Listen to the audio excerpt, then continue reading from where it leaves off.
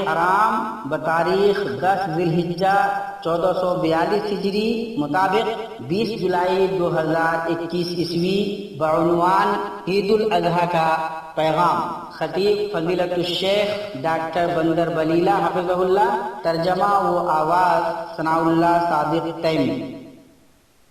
ہر قسم کی تعریف اللہ کے لیے ہے، ہر قسم کی تعریف اللہ کے لیے جو زبان پر جاری ہونے والا سب سے خوبصورت کلام اور دل میں جاگزی سب سے پسندیدہ عقیدہ ہے۔ اس کی ذات پاک ہے، وہ جو ہونے والا ہے، جو نہیں ہوا اور جو ہوا تھا تمام سے پوری طرح واقف ہے۔ وہ باطن اور ظاہر کو جانتا ہے، ساتوں آسمان زمین اور ان کے اندر موجود ساری چیزیں اس کی تسبیح بیان کرتی ہیں اور اس کی وحدانیت کے قطعی دلائل ہیں۔ میں گواہی دیتا ہوں کہ ایک اللہ کے سوا کوئی معبود برحق نہیں، اس کا کوئی شریک نہیں، وہ ہر کمال سے متصف ہے اور ہر کمی سے پاک ہے۔ اور میں گواہی دیتا ہوں کہ محمد اس کے بندہ اور اس کے رسول اولاد عدنان کے سردار ہیں اور انس و جن کی طرف مبعوث کیے گئے ہیں۔ درود و سلام اور برکتیں نازل ہوں آپ پر، آپ کی آل پر، آپ کے اصحاب پر اور درست طریقے سے ان کی پیروی کرنے والے ان کے پیروکاروں پر، جب تک حالتیں بدلتی رہیں اور زمانے یکے بعد دیگرے آتے رہیں۔ اللہ اکبر لا الہ الا اللہ واللہ اکبر وللہ الحمد۔ اللہ اکبر، جب تک اس گھر کا قصد کرنے والے اس گھر کا قصد کریں اور حج کریں۔ اللہ اکبر، جب تک نمازی اس کا رخ کریں اور اس کی طرف متوجہ ہوں۔ اللہ اکبر، جب تک حاجی عرفہ میں وقوف کریں اور ان کے آنسو نکلیں۔ اللہ اکبر، جب تک ان تیلوں پر لوگ روا دواں ہوں۔ اللہ اکبر، جب تک وہ بیت عتیق کا طواف و سعی کریں۔ اللہ اکبر، جب تک وہ رمی کریں اور ایام تشریق کے اندر منی میں رات گزاریں۔ اللہ اکبر، جب تک قربانیوں میں خون بہایا جائے۔ اللہ اکبر، جب تک قربانی اور ہدیے کے جانور لائے جائیں اور فدیے ادا کیے جائیں۔ اللہ اکبر کبیرہ والحمدللہ کثیرہ وسبحان اللہ بکرۃ واصیلا۔ اے اللہ، تو نے جو بھرپور نوازشیں کی ہیں اور جو پردہ رکھا ہے، ان کا واسطہ تو ہمیں درستی کی طرف لے جانے والی توفیق، حق کے ساتھ گھومنے والے دل اور سچائی سے آراستہ زبان سے نواز۔ اے اللہ، ہمیں عقل و فہم کی ہدایت سے فیضیاب کر، بیان و اظہار پر مدد کر اور روایت میں انحراف سے ہماری حفاظت فرما۔ اے اللہ، مقصد پورا کر، آرزو تک پہنچا۔ اے اللہ، ہم تجھ سے طلب کرتے ہیں کہ ہمیں اپنے بھرپور کرم اور فضل عمیم سے نواز۔ اما بعد، اے مسلمانوں، اللہ تعالیٰ کا کما حق ہو تقوی اختیار کرو، اسی کا اللہ نے حکم دیا ہے اور وصیت کی ہے۔ اللہ نے فرمایا، ایمان والو، اللہ تعالیٰ سے اتنا ڈرو جتنا اس سے ڈرنا چاہیے، اور دیکھو مرتے دم تک مسلمان ہی رہنا۔ اسی سے آنکھ کی ٹھنڈک ہے، اسی سے دل خوش ہوتا ہے اور روح کی غذا یہی ہے۔ اللہ تعالیٰ کا فرمان ہے، اور اپنے ساتھ سفر خرچ لے لیا کرو، سب سے بہتر تو اللہ تعالیٰ کا ڈر ہے، اور اے عقل مندو، مجھ سے ڈرتے رہا کرو۔ اے اللہ کے بندے، اے اللہ کے بندے، سعادت مند وہ ہے جو اپنے لیے کام کرے، اپنے گزرے ہوئے کل سے اپنے آج کے لیے عبرت پکڑے۔ فوت ہونے کی حسرت سکرات الموت سے زیادہ شدید ہوتی ہے، اور سب سے دردناک تکلیف پشیمانی کی سوزش ہوتی ہے، اور سب سے سخت عذاب دوستوں کی جدائی ہوتی ہے۔ سننے والوں نے اس سے زیادہ دو ٹوک بات نہیں سنی۔ پھٹکارے ہوئے یہیں پڑے رہو اور مجھ سے کلام نہ کرو۔ خوشخبری اس کے لیے جو بھلائی اور تقویٰ سے اپنے رب کی امانت کی نگہداشت کرے اور اس کے حدود کی حفاظت کرے۔ اس کا نفس حقیر دنیا سے نفرت کرے، کبھی بھی وہ ایک دن کے لیے بھی اس کا غلام نہ رہے، اور اپنی ہمت کو اس گھر کی طرف بلند کرے جسے بندوں کے رب نے اپنے فرمانبرداروں کے لیے تیار کیا ہے۔ مومنوں، روشن عید الاضحیٰ تمہیں مبارک ہو، یہ بھلائیوں والا دن تمہیں مبارک ہو۔ عید مسرت کا نہ رکنے والا دریا ہے، اور نیکی کے باغیچے سے توڑا جانے والا پھول ہے۔ نہ تو اسے ضد روک سکتی ہے، نہ تنگدستی اٹھا سکتی ہے، اور نہ افسوس۔ عید میں صلہ رحمی کی جاتی ہے، قطع تعلق کو چھوڑا جاتا ہے، شکستگی کو جوڑا جاتا ہے، اور نیک عمل کیا جاتا ہے۔ اللہ آپ کے قول و عمل کو قبول کرے، آپ کی آرزویں پوری کرے، آپ کو اس عید سے لطف اندوز کرے اور موجود خیر اور خوشحال زندگی میں آپ کو سدا باقی رکھے۔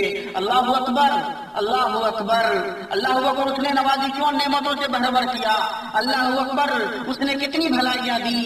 اللہ کے حرمت والے گھر کے حاجیوں، آپ کے جیسا اور آپ کا نظیر کون ہے؟ آپ سب سے پاک اور پاکیزہ جگہ پر ہیں اور سب سے اہم اور بلند مقام پر ہیں۔ اللہ تبارک تعالیٰ کا فرمان ہے، اللہ تعالیٰ کا پہلا گھر جو لوگوں کے لیے مقرر کیا گیا وہی ہے جو مکہ شریف میں ہے، جو تمام دنیا کے لیے برکت و ہدایت والا ہے، جس میں کھلی کھلی نشانیاں ہیں، مقام ابراہیم ہے، اس میں جو آ جائے امن والا ہو جاتا ہے۔ اللہ تعالیٰ نے ان لوگوں پر جو اس کی طرف راہ پا سکتے ہو اس گھر کا حج فرض کر دیا ہے، اور جو کوئی کفر کرے تو اللہ تعالیٰ اس سے بلکہ تمام دنیا سے بے پرواہ ہے۔ آپ کو مبارک ہو وہ دن کہ جب آپ کا خادیدہ شوق بیدار ہوا اور اس نے آپ کو سب سے معزز مقام پر پہنچا دیا۔ آپ کی خوش بختی کہ انبیاء کرام کے نقش قدم کی پیروی کے لیے آپ ہی کو منتخب کیا گیا اور آپ ہی چنے گئے۔ آپ نے پکار لگانے والے کی پکار پر لبیک کہا، اللہ کے فضل سے مسائی پوری کی، آپ نے لبیک کہا، اور کیا ہی صاف ستھرا شعار ہے۔ آپ نے بھلائی سے سب سے اچھا راستہ اپنایا۔ یہ اللہ کا پاک حرم ہے، یہ اس کا پوشاک پہنا ہوا پرانا گھر ہے۔ اللہ نے چہروں کو اس کی جانب کر دیا ہے اور اپنے بندوں پر فرض کیا ہے کہ اس کا حج کریں۔ 5 وقت کی نمازوں میں مسجدیں اس کی طرف دیکھتی ہیں اور گرگٹ جس طرح سورج کی طرف رخ کر کے کھڑی رہتی ہے یہ اس کی طرف رخ کیے رہتی ہیں۔ دنیا اس کا غرور لے کر نہیں آئی، نفسوں نے اپنے شر اس کی طرف نہیں کھینچے اور نہیں زندگی نے اس میں اپنے بوجھ اور جھوٹ ڈالے۔ ابراہیم علیہ السلام نے اس کی عمارت کا ستون اٹھایا اور اس کے کناروں پر اس کی وحدانیت کے نشانات نصب کیے، شرک کی مدتوں اور وثنیت کی گندگیوں کو مٹایا۔ توحید اس گھر کا مظہر و منار ہے، انبیاء اور نیکوکار لوگ اس کے معمار اور آباد کرنے والے ہیں، اور اللہ عز و جل اس کے رب اور پڑوسی ہیں۔ اللہ نے اسے جس عزت و شہرت اور عظیم قدر و منزلت سے نوازا، اس سے حق کے میناروں میں سے نہ کسی نئے کو نوازا اور نہ کسی پرانے کو۔ اس میں عبادت کی نیکی، سیادت کا شرف، حج کی فضیلت، جان و دل لگانا، پرانے گھر کی رونق، بنانے والے کا مقام، تعریف کا جلال اور معانی کا جمال سب موجود ہیں۔ اے حاجیوں، شاعر اور مشاعر کو ان چیزوں سے بچا کر جو انہیں مخدوش کرتی ہیں یا نقصان پہنچاتی ہیں۔ اللہ نے تمہیں جو دیا ہے اس پر اس کی حمد بیان کرو، اور جو نوازا ہے اس پر اپنے آقا کا شکر بجا لاؤ۔ اللہ کا فرمان ہے حج کے مہینے مقرر ہیں، اس لیے جو شخص ان میں حج لازم کر لے وہ اپنی بیوی سے میل ملاپ کرنے، گناہ کرنے اور لڑائی جھگڑے کرنے سے بچتا رہے۔ اور آپ صلی اللہ علیہ وسلم نے فرمایا جس نے بیت اللہ کا حج کیا پھر نہ بیوی سے میل ملاپ کیا اور نہ گناہ کیا تو وہ اپنے گناہوں سے اس دن کی طرح لوٹا جس دن اس کی ماں نے اسے جنم دیا تھا۔ اور آپ صلی اللہ علیہ وسلم نے فرمایا حج مبرور کا بدلہ جنت ہی ہے۔ اللہ تمہاری حفاظت کرے۔ جان لو کہ حج کے اہم ترین اسباب اور اس کے فوائد اور پاکیزہ ترین ثمرات اور نتائج توحید کا حصول اور اسے صرف اللہ کے لیے خالص کرنا ہے۔ یہاں کو ہدایت کلمہ لا الہ الا اللہ کا درست اور سچا پیکر ہے۔ حج کے اعمال اور اس کے وظائف اللہ کے آگے جھکنے کے خابیدہ احساسات کو نفسوں کے اندر زندہ کرتے ہیں اور ان کے اندر اللہ کے آگے سر تسلیم ختم کرنے اور ذلیل ہونے کے سوئے ہوئے اسباب کو بیدار کرتے ہیں۔ تلبیہ کا پکارنا توحید کے سلسلے میں اللہ کے حق کا اعلان ہے، اس کے لیے شریک اور ساتھی کی نفی ہے اور اس کا واضح اظہار ہے صرف وہی پاک ذات اپنی نعمتوں پر حمد اور بخششوں پر شکر کی تنہا مستحق ہے۔ حاجی جب بیت الحرام پہنچتا ہے اور خانہ کعبہ کو دیکھتا ہے تو اس کے ذہن پر کعبہ کے معمار ابراہیم علیہ السلام مرتسم ہوتے ہیں جو موحدوں کے امام تھے۔ اللہ تبارک و تعالیٰ کا فرمان ہے اور جب کہ ہم نے ابراہیم علیہ السلام کو کعبہ کے مکان کی جگہ مقرر کر دی اس شرط پر کہ میرے ساتھ کسی کو شریک نہ کرنا اور میرے گھر کو طواف قیام رکوع سجدہ کرنے والوں کے لیے پاک صاف رکھنا۔ بے شک ابراہیم پیشوا اللہ تعالیٰ کے فرما بردار اور ایک طرفہ مخلص تھے، وہ مشرکوں میں سے نہ تھے۔ اللہ تعالیٰ نے اس آیت سے ملت ابراہیمی کی پیروی کا حکم دیا، تم سب ابراہیم حنیف کے ملت کی پیروی کرو جو مشرک نہ تھے۔ پھر حاجی بیت عتیق کے طواف کا آغاز اللہ کے نام کے ذکر سے کرتا ہے اور اللہ کے حکم سے یہ طواف اس کے شعائر میں سے ہے اور یہ حج و عمرہ کے ان احکام میں سے ہے جنہیں اللہ نے اپنے بندوں پر واجب کیا ہے، اور یہ اللہ کے ذکر کو قولی و عملی سطح پر قائم کرنے کے لیے ہے، اور یہ توحید کی بلیغ ترین دلیل ہے۔ بیت اللہ کا طواف صفا و مروہ کے بیچ سعی اور رمی جمرات اللہ کے لیے ذکر کو قائم کرنے کے لیے ہیں۔ اسے حضرت عائشہ سے امام احمد اور ابو داؤد اور حاکم نے روایت کیا ہے اور اس کی سند کو صحیح کہا ہے۔ اللہ اکبر، اس نے اپنے دوستوں کے لیے اپنی ہدایت کے راستے واضح کیے اور انہیں خوش کیا۔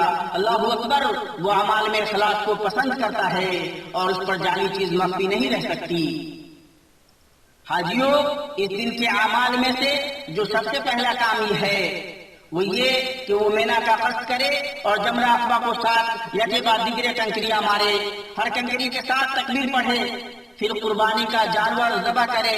اگر وہ حج تمتع یا حج قران کر رہا ہو پھر اپنا سر منڈوائے یا بال چھوٹا کروائے، اس طرح تحلل اول ہو جائے گا اور سوائے عورت کے بقیہ وہ ساری چیزیں جو اس کے لیے ممنوع تھی مباح ہو جائیں گی۔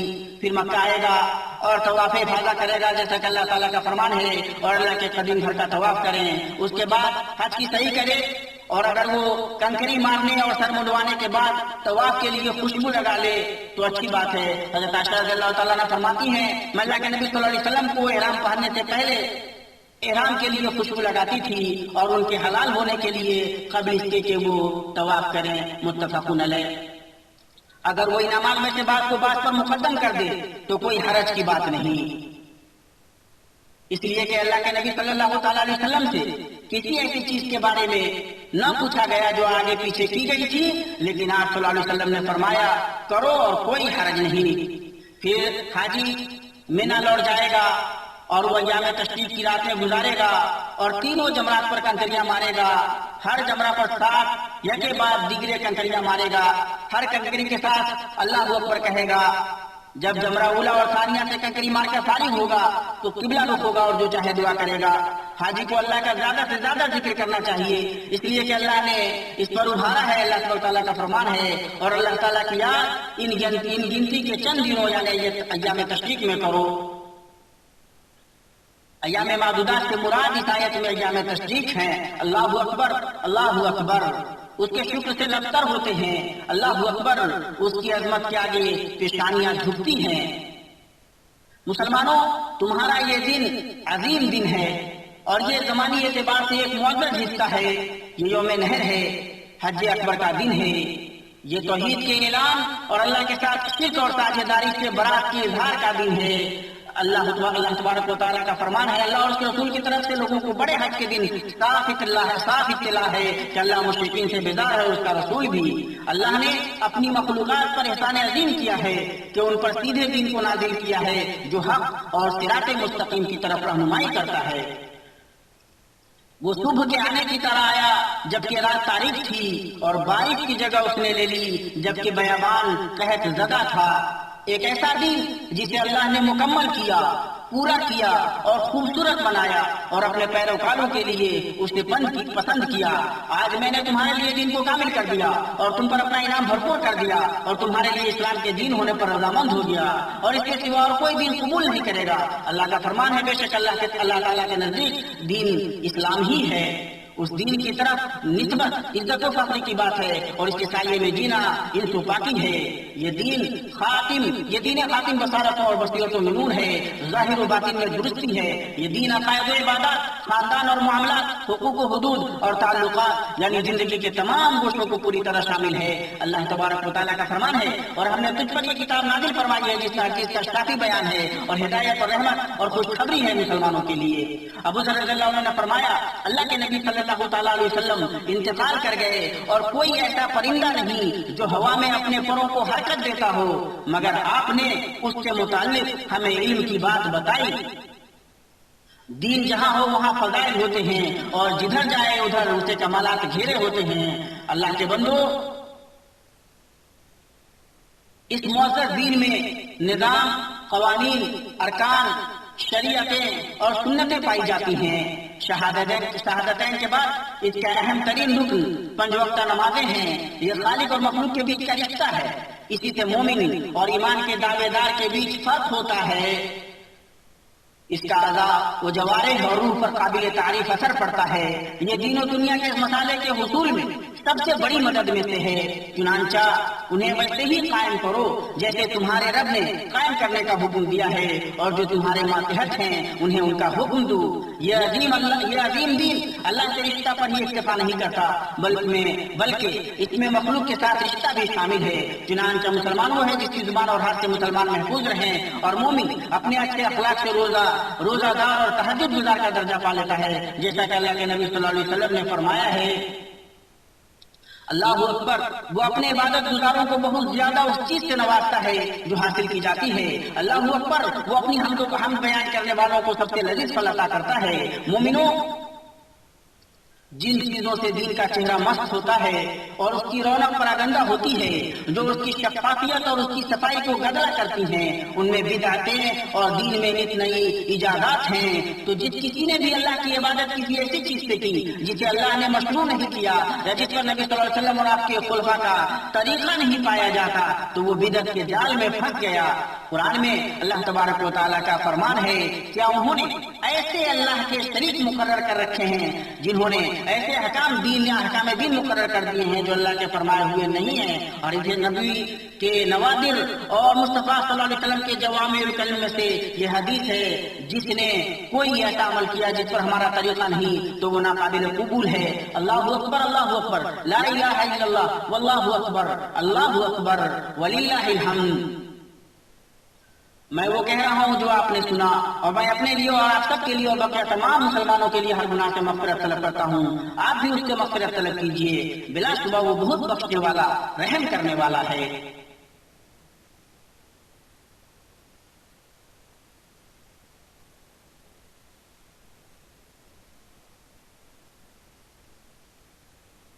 ہر قسم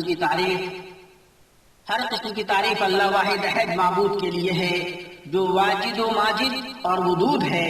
میں اس کے یکے بعد دیگرے آنے والے معروف فضل پر اس کی حمد بیان کرتا ہوں، اور اس کی اس کریمانہ معافی سے آرزوؤں کی تکمیل کا سوال کرتا ہوں جس کا اس نے وعدہ کیا ہے، اور میں گواہی دیتا ہوں کہ ایک اللہ کے سوا کوئی معبود برحق نہیں، اس کا کوئی شریک نہیں، ایسی گواہی جس میں نہ کوئی شک ہے اور نہ سرکشی، اور میں گواہی دیتا ہوں کہ محمد اس کے بندہ اور رسول، سب سے معزز والد اور سب سے مکرم بیٹے ہیں۔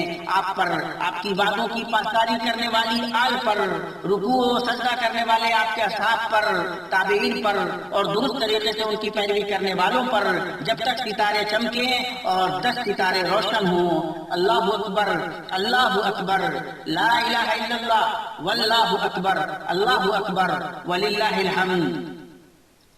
اللہ اکبر کبیرا والحمد للہ کثیرا وسبحان اللہ بکرۃ واصیلا۔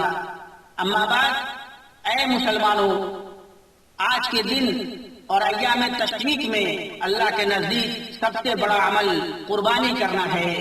اللہ تبارک و تعالیٰ کا فرمان ہے، آپ فرما دیجئے کہ بالیقین میری نماز اور میری ساری عبادت، میرا جینا اور میرا مرنا یہ سب خالص اللہ ہی کا ہے، جو سارے جہان کا مالک ہے، اس کا کوئی شریک نہیں ہے، مجھ کو اسی کا حکم دیا ہے، اور میں سب ماننے والوں میں سے پہلا ہوں۔ قربانی کرنے والوں کو چاہیے کہ وہ قربانی میں اپنی نیت خالص رکھے۔ اللہ تعالیٰ کو قربانیوں کے گوشت نہیں پہنچتے، نہیں اس کے خون، بلکہ اسے تو تمہارے دل کی پرہیزگاری پہنچتی ہے۔ قربانی صرف چوپائے جانوروں میں ہوگی، جسے استطاعت ہو قربانی کرے گا، اور یہ ضروری ہے کہ جانور ان عیبوں سے پاک ہو جن سے قربانی جائز نہیں ہوتی۔ قربانی کا جانور صفات میں جتنا کامل ہوگا اتنا ہی اچھی بات ہوگی، اور قربانی کا وہ وقت جس کے علاوہ میں قربانی جائز نہیں ہوتی عید کی نماز کے بعد شروع ہوتا ہے، اور ذی الحجہ کے 13 تاریخ کو غروب شمس تک رہتا ہے، ایام تشریق کے آخر دن تک، جن میں روزہ رکھنے سے منع کیا گیا ہے۔ اور سنت میں سے یہ ہے کہ آدمی اپنی قربانی کا 1/3 حصہ خود کھائے، 1/3 حصہ ہدیہ کرے، اور باقی 1/3 حصہ صدقہ کرے۔ اللہ آپ کی قربانیوں اور عبادتوں کو قبول کرے، نیکیوں کو بڑھائے اور لغزشوں کو معاف کرے۔ اے اللہ، اسلام اے اللہ نبی صلی اللہ علیہ وسلم پر درود و سلام نازل فرما، جیسا تو نے ابراہیم علیہ السلام پہ درود و سلام نازل فرمایا، اور محمد صلی اللہ علیہ وسلم اور آل محمد صلی اللہ علیہ وسلم پر وسیع برکت نازل فرما، جیسا تو نے محمد ابراہیم علیہ السلام پہ برکت نازل فرمائی۔ اے اللہ اسلام اور مسلمانوں کو غلبہ عطا کر، شرک اور مشرکین کو رسوا کر، دین کے دشمنوں کو تباہ کر، اپنے موحد بندوں کی مدد فرما۔ اے اللہ اس ملک اور مسلمانوں کے بغیر تمام ملکوں کو پورا امن و پرسکون بنا، تو اپنی رحمت سے ارحم الراحمین۔ اے اللہ غم زدہ مسلمانوں کے غم مٹا، اے اللہ پریشان حال مسلمانوں کی پریشانی کو دور فرما، قرض داروں کے قرضدار ادا کر، ہمارے اور مسلمانوں کے مریضوں کو شفا دے۔ اے اللہ سرحدوں پر تعینات ہمارے سپاہیوں کو درست رکھ، اے اللہ تو ان کا مددگار و معاون اور مؤید و ناصر ہو۔ اے اللہ ہمیں اپنے ملکوں میں امن دے، ہمارے سربراہوں اور حکمرانوں کی اصلاح فرما، حق و توفیق اور درستی سے ہمارے سربراہ اور ولی امر کی تائید کر۔ اے اللہ انہیں اور ان کے ولی عہد کو اس کی توفیق دے جس میں ملک اور بندوں کی بھلائی ہو۔ اے رب العالمین، اے اللہ حاجیوں اور معتمرین کی حفاظت فرما، اے اللہ حاجیوں اور معتمرین کی حفاظت فرما، انہیں ان کے اہل خانہ تک پہنچا اس حال میں تو محفوظ ہو اور فائدے میں ہوں۔ اے اللہ ان کے حج کو مبرور کر، ان کی کوششوں کو قبول کر اور ان کے گناہوں کو بخش دے۔ اے اللہ جنہوں نے اپنے حاجیوں کے ساتھ بھلائی کی ہے تو ان کے ساتھ بھلائی کر، اور جنہوں نے ان کی نگہداشت کی ہے اور ان کی میزبانی کی ہے انہیں بھرپور بدلوں سے نواز۔ اے اللہ نفسوں کو ان کا تقویٰ دے، ان کا تزکیہ کر کے تو ہی سب سے اچھا تزکیہ کرنے والا ہے، تو ہی ان کا ولی اور مولا ہے۔